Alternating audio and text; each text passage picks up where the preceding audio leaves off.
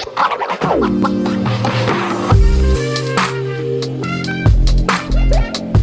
there, welcome back to my channel. My name is Brittney Bundles, and today's video I'm going to go over 5 tips for running a hair company, really any business, while you are sick. But because I am in the hair industry and I do work with a lot of people that sell hair extensions via my mentoring programs, drop shipping, consultations, I thought that this would be appropriate to kind of gear it toward hair businesses.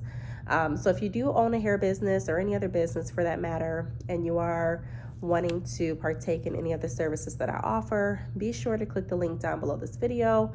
Browse my website. I do have hair products, extensions, they on there, as well as different business tools and services. And then I also have tons of free videos in my hair business playlist and different podcast recordings and interviews. If you are interested in different insight for your hair business as well, those links are below too.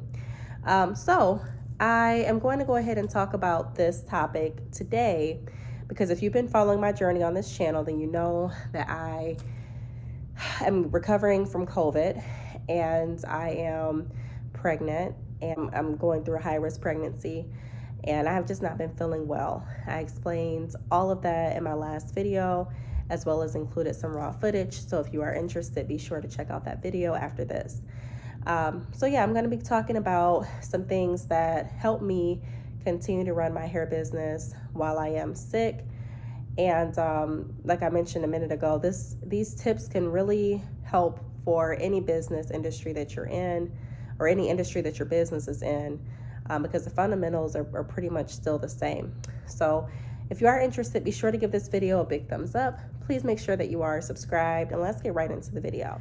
So when you're running a business, some of the things that people don't talk about is the workload.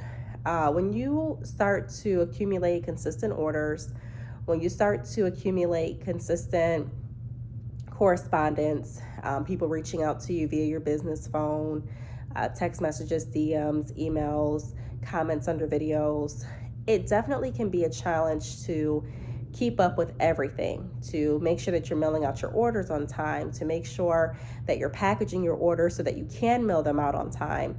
And when I say, make sure you're packaging your orders, a lot of people may think, well, hey, it's easy to package orders. I get that so often, selling hair is so easy. And it's not a matter of it being easy to package something and go to the post office and drop it off, but it's more so of a matter of the entire process that really takes dedication, and it does take intentional planning in order to make the process more streamlined and more efficient on you and also for your customers.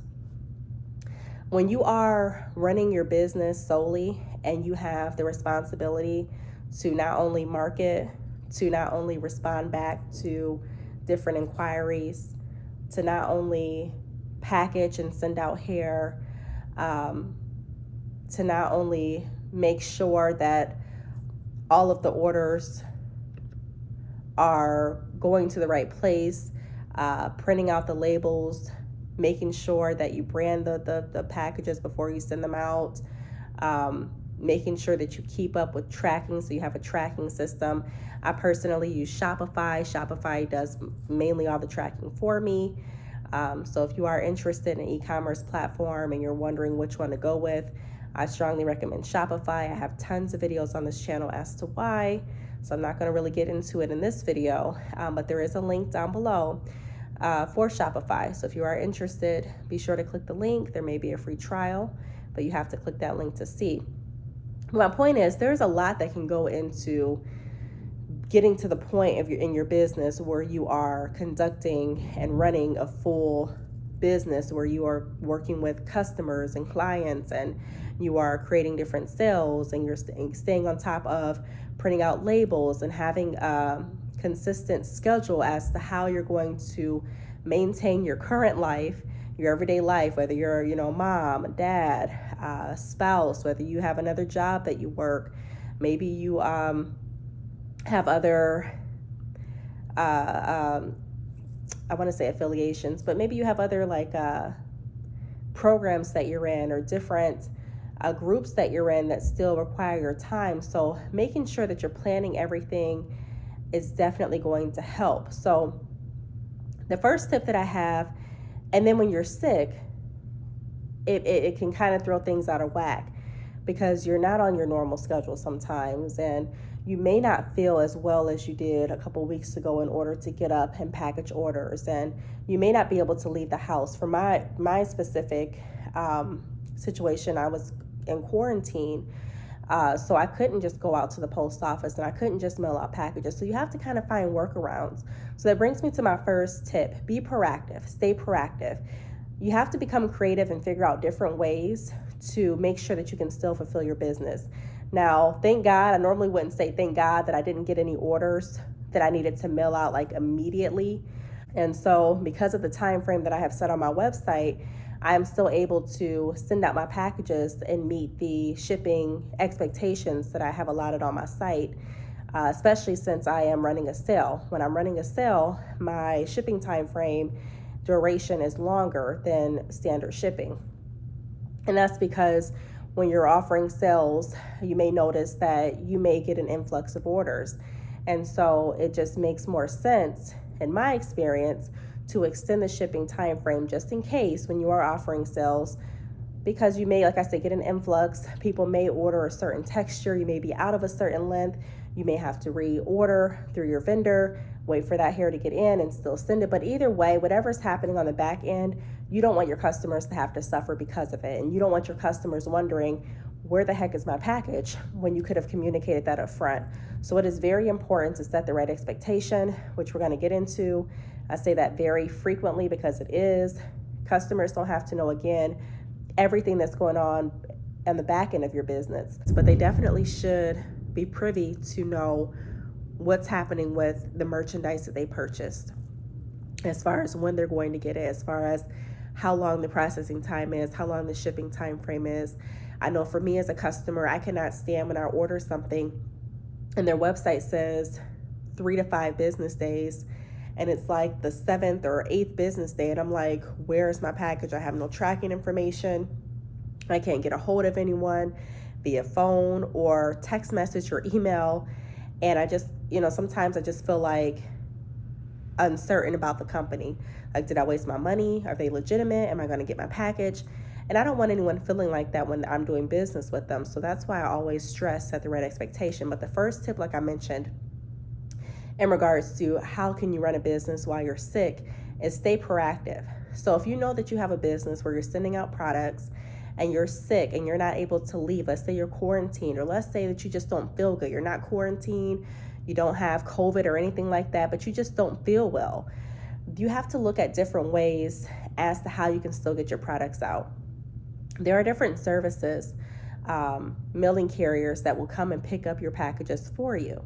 And so you have to look and see which one is going to work best for you, and then consider having your packages sent out that way. You can also extend the shipping time frame. Like I said before, luckily, my shipping time frame was already extended because I'm offering my back to school sale, and I didn't have to really rush and send out any orders immediately. So by the time I'm out of quarantine, I'm able to send out the packages and not have like any lapse with my orders. So consider thinking of different ideas, even if you're not sick, because eventually, we all catch colds or something happens in our lives. Be proactive, and figure out a plan for your business. How will I get my packages to the mail? What will happen if I can't go out the house? Which carrier am I going to go with? Have I looked at their rates? How am I going to print the labels out? Some people don't have printers. So how am I going to make sure that I'm printing the labels out? If I need to order a printer, which printer am I interested in ordering? What paper goes with that printer? Just things like that to make sure that you are staying on top of how you can still keep your business moving efficiently. Because the truth is, even if you're sick, your business still continues to run. And a lot of times, and in a lot of circumstances. And that's good. You know what I mean? Like, you don't want your business to necessarily stop, because you still want your business to run, and you still want to be able to have income and things like that. But you have to find a balance, and you have to find a structure that's going to work even when you can't physically do your job as you typically have been doing. So stay proactive and figure out a plan ahead of time. The next thing that I want to go over is don't neglect your health. So although we're running businesses, right? And you may be thinking, I don't want my business to backslide. And let me say this too. The reason that I say you still want your business to run even while you're sick is because it is harder to get your business rolling again than it is to continue the consistency. And what I mean is, you can ask a lot of entrepreneurs their opinion, and a lot will agree with me. Let's take this analogy. Let's say there's someone that started a hair company, right? And they've been selling hair for about a year. And in that year, it took about 5 months for them to actually start to get consistent orders. Now, I'm not saying this is everyone's story. It's just an analogy, so roll with me. It took them about 5 months. And now that the 5 months has come and gone, they're now getting consistent orders. They're getting consistent inquiries, consistent abandoned carts, and they feel like their business is actually running, like they have a legitimate business as far as the task that they need to do, packaging orders consistently, and now they have a routine for their business. They're constantly posting. Let's say that business just goes completely silent for the next month, right? The owner's taken off. They don't feel well. They didn't really set any expectation on their website. They didn't set any expectation on their social media. So no one really knows what's going on. But they just stopped working. That's it. And so people are going to their website. They're not seeing any updates. Customers do pay attention to that. They're going to their social media. They're not seeing any updates. Everything just is blank and void for an entire month. There's no new activity. And so you notice that the website visitor count starts to go down. So maybe, they were typically averaging around 85 visits per day on their website. And then you notice each week it goes down by like 15 people. And so now you're like, okay, wow. I'm not getting as many inquiries. I'm not getting as many DMs. I'm not getting that much traffic. And then you come back a month later and you're like, okay, I'm ready to start packaging orders again. I'm ready to get back into the groove of things. And now you're noticing that now you have lost some people that have considered themselves repeat customers. You have lost some people that would have been new customers. And you're finding yourself in this period where you're trying to play catch up and regain the customers and clients and visitor counts that you had before. So it's like you're playing catch up to get back to where you were. We don't want that to happen. But like I said, we also don't want to neglect your health. So there are ways that you can still run your business while being sick. There are ways that you can still take care of yourself fully and still have your business working for you. Like I said, setting the right expectation is going to go a long way on your website. Being proactive and finding different ways to still make sure that you can fulfill your orders is going to go a long way. I'm not saying by any means necessary, get out there and make money. I'm not saying that. But like I said, there are ways that you can still be safe, you can still be sanitary, you can still follow CDC guidelines and still run your business when you are shipping out products. So don't neglect your health. Back to that point, don't skim over it. Don't act like you don't have it, a cold. Don't ignore what your body is saying. Even me being pregnant, some days I feel really sick. Some days I have morning sickness and I'm not able to do as much as I typically would be able to do. But that's when I go back to my plan. And this brings me to my third tip.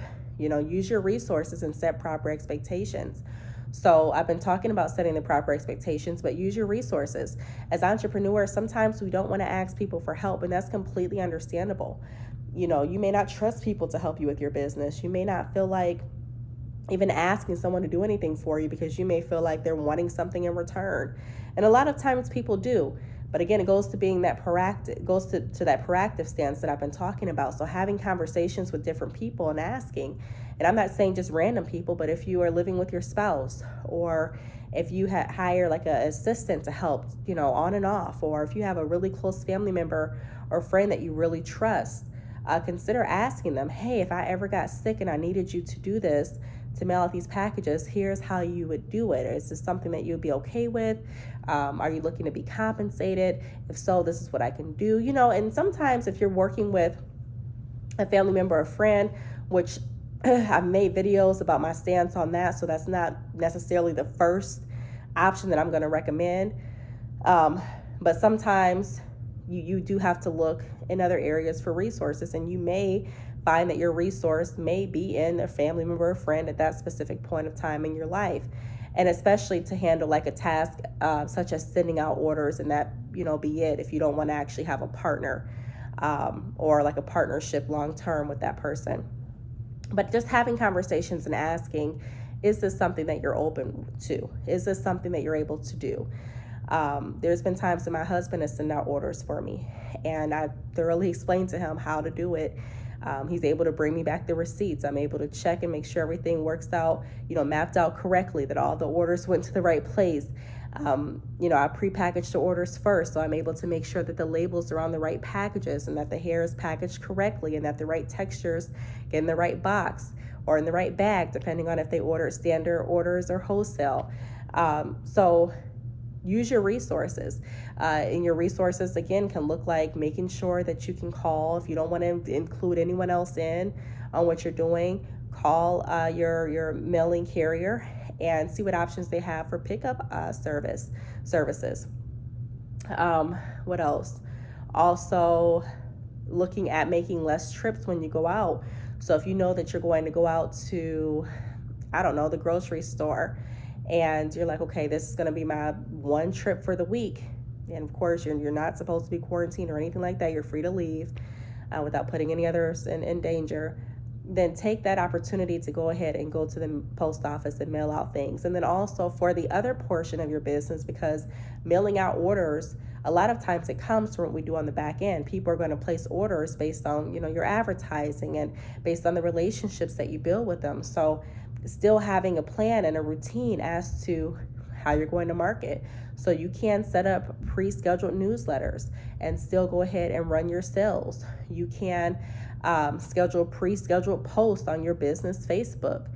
I believe you can even schedule pre-scheduled posts on your community tab on YouTube, I believe. I may have that wrong, but the point is you can have different a schedule of how you're going to market each sale or how you're going to market your business and keep your business relevant without you necessarily having to constantly stay around your computer or your smartphone to do so. So I have a planner, and I constantly put in my planner what my objective is for that day. So if I know that I'm feeling really, really tired and I don't want to do anything that day, then I am scheduling for like tomorrow for me to go online and make sure that I'm posting in a certain way or posting on a certain platform, just depending on what my goal is. So there is a way that you can there are multiple ways that you can still be working your business on the back end without physically working every single day, and giving yourself time to put your health first, and also giving yourself time to relax while still being productive with your business. Now, the fourth tip that I have is include help. Kind of touched on that when I mentioned use your resources. It's okay to ask for help. I'm someone where I don't necessarily like working with a business partner long term. I've tried different instances in my business, and it just works best for me to work alone on a lot of different aspects of my business at this point. Now, there may be a point where I change my mind and I say, you know what, no, now this is the time where I need a full-time assistant constantly. But for right now, what I'm doing works well. So don't be afraid to include help. Don't be afraid to ask.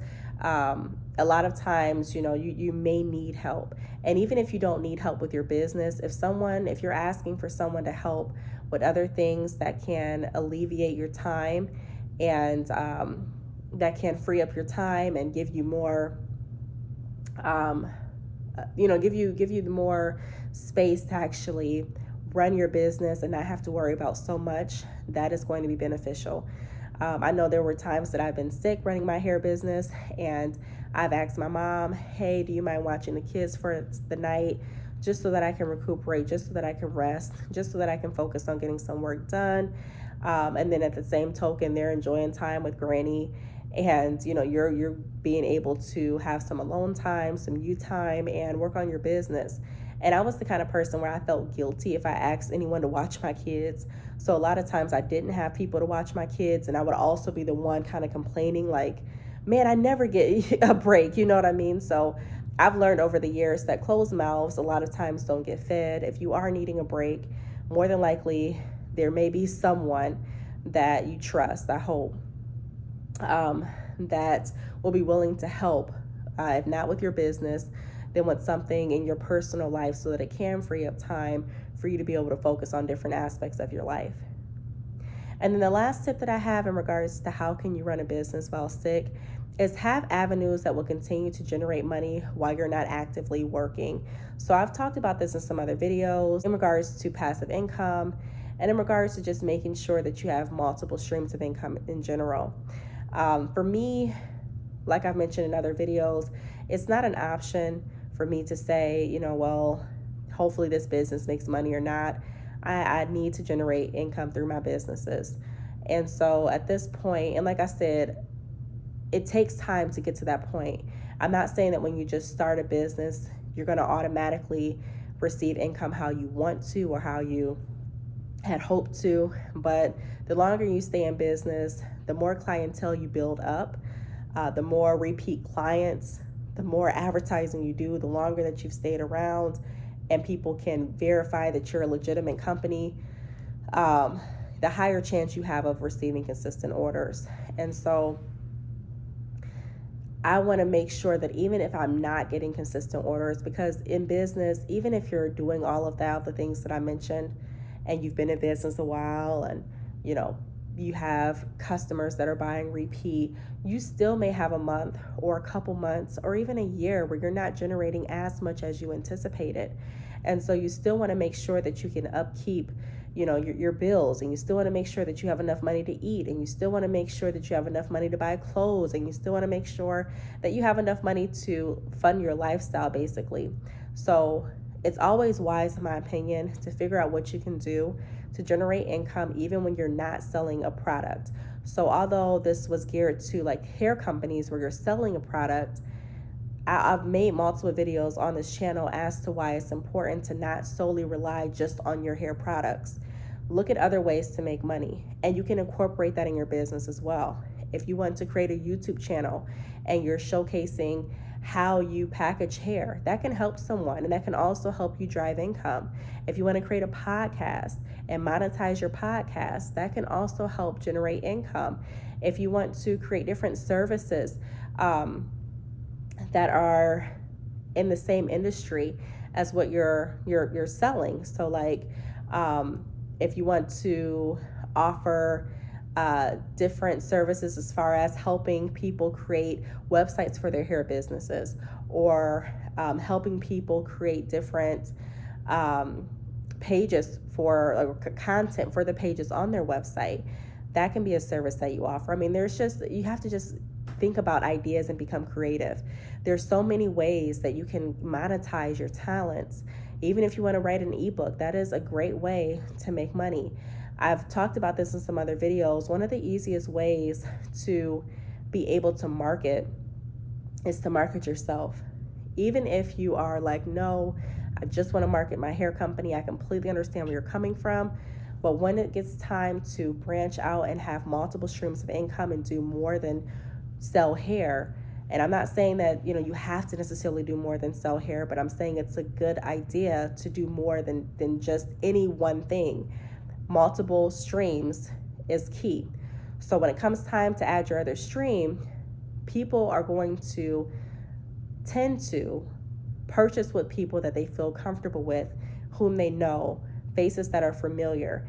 And if they don't know the face behind your brand and you come out with a new book, it may be more challenging for you to market that book than if you would have marketed yourself.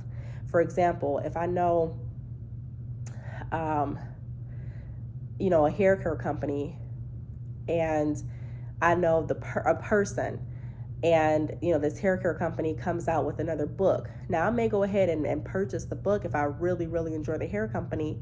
But if this person sells hair products and I've bought from this person, and then the person comes out with a book, I may feel more comfortable to buy from that book from the person, and then the person comes out with t-shirts that they're selling. A lot of times it's easier for people to relate to people over the business, if that makes sense. So you can do that in a way that's not unprofessional, because I know that's some people's concerns. Like, I don't want to just be the face of the business.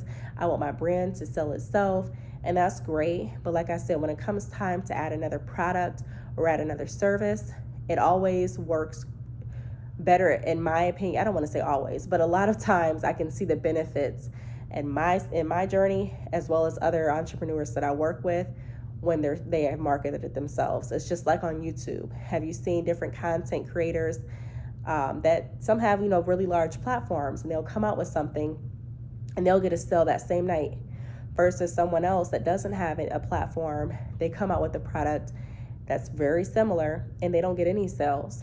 It's because that person has marketed themselves. So whatever they offer, they have people that are rooting for them. They have people that will support them. They have people that have grown with them and that trust them. And so what they come out with, they're able to sell it easier because of the following that they've already built and the trust that they've already built. That makes sense. So that's something to consider. Those are the tips that I have in regards to how to run a business while you're sick. I came on here in a robe, not really feeling the best, to give you those tips. I'm so happy that I'll be out of quarantine tomorrow, and I wanted to share this all with you to let you all know that it's still possible to run a business, still possible to be successful while you're under the weather. You don't have to beat yourself up. You don't have to do things that are going to prolong your sickness or anything like that. Honestly, being an entrepreneur gives you more freedom and flexibility, or it should, to be able to take more time for yourself if you need to, than working some 9-to-5s. I'm not going to say all 9-to-5s, because some 9-to-5s are good with giving their employees time off, but some just aren't. So, being able to be in a position where you can choose your schedule and you can choose how you're going to run your business while still caring for yourself is a great position to be in. So I really hope that this video helped. If you have any questions, feel free to leave them down below. I do want to thank you all for watching, and I will see you all in the next video. Bye.